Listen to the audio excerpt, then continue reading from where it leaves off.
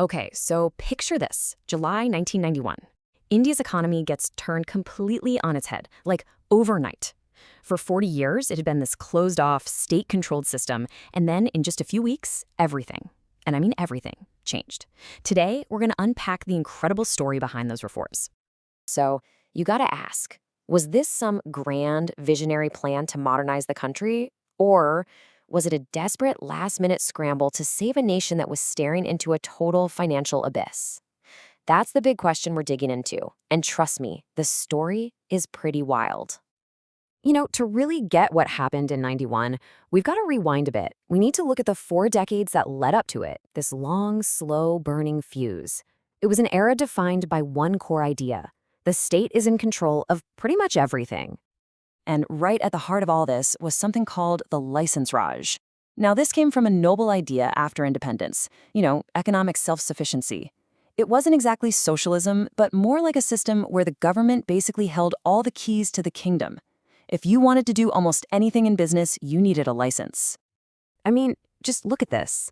Try to put yourself in those shoes. Imagine you have a great idea for a business. Well, you need a license for that. What if you're successful and want to expand? You need another license. Want to launch a new product? Yep, another license. And you might have to deal with up to 80 different government agencies. The result of all this red tape? It was a total disaster for competition and innovation. And, you guessed it, a perfect recipe for corruption. And here's a perfect example of what that actually felt like for regular people. For decades, if you wanted to buy a car in India, you had, wait for it, 2 choices: the Ambassador or the Premier Padmini. That's it. It's not that people didn't want other cars, it's that the license Raj made it basically impossible for anyone new to even get in the game. All right, now let's jump forward to the 1980s. Because on the surface, it really looked like things were finally changing for the better. The economy was growing faster than it ever had, but hiding just beneath that shiny surface, a massive time bomb was ticking away. See, for years, the economy just kind of chugged along at what people called the Hindu rate of growth, about 3.5%. But suddenly, in the 80s, boom, it jumps to 5.6%. Looks great, right? A new dynamic era.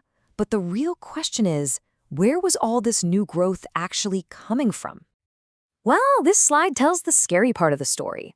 This growth wasn't built on solid ground. It was paid for with a massive amount of borrowing. The government's deficit just exploded. And to cover it, India's external debt nearly doubled in just 5 years. Just wrap your head around that for a second. From $35 billion to almost $70 billion. So here's the bottom line, and this quote really nails it. The good times of the 80s were basically an illusion. It was a party paid for with credit cards, and it left the entire economy incredibly fragile. All it would take was one little push from the outside world to make the whole thing collapse. And then, in 1990, that push came. Actually, it wasn't just one push. It was a whole series of devastating hits that all landed at the exact same time, creating what you could only call a perfect economic storm. Just look at how fast this all went down. It kicks off in August 1990 with the Gulf War, which sends oil prices soaring. At the same time, the Soviet Union, a huge trading partner, is falling apart. That spooks investors, money starts flying out of the country, and India's credit rating gets downgraded, cutting it off from more loans. It was just one punch after another. Let's zoom in on just the Gulf War for a second, because its impact was just brutal. It was a triple whammy. First, the oil bill went through the roof. Second, money sent home from Indian workers in the Gulf, that just vanished. And third, exports to the Middle East tanked. It was a direct hit to the country's supply of foreign currency. So all this bad news hitting at once, it created an absolute panic among international investors and creditors. The psychology just flipped. All the people who had been lending money to India now wanted it back, and they wanted it back immediately. This caused a massive drain of money right when the country could least afford it. And this is where the story goes from being a long-term problem to a full-blown 5-alarm fire. It all comes down to a single terrifying countdown: how quickly India's foreign currency reserves were disappearing. Okay, so in August 1990, right before the storm really hit, India has about $3.1 billion in the bank. Not a huge cushion, but, it's something. Fast forward just 10 months. 10 months! By June 91, that number has crashed to just $1.1 billion. The speed of this collapse was just staggering. The country was literally running out of money. So what does $1 billion even get you when you're a country the size of India? Well, at that point, it was enough to pay for just 2 weeks of essential imports. 2 weeks! That's it. The country was about 14 days away from not being able to buy crucial things like oil or medicine. The whole economy was about to just seize up. So the unthinkable was suddenly very, very real, a sovereign default. For the first time ever, India was seriously looking at the possibility of not being able to pay its bills, which would have been a financial disaster for a generation. Backed into a corner with absolutely no other cards to play, the government had to do something truly drastic.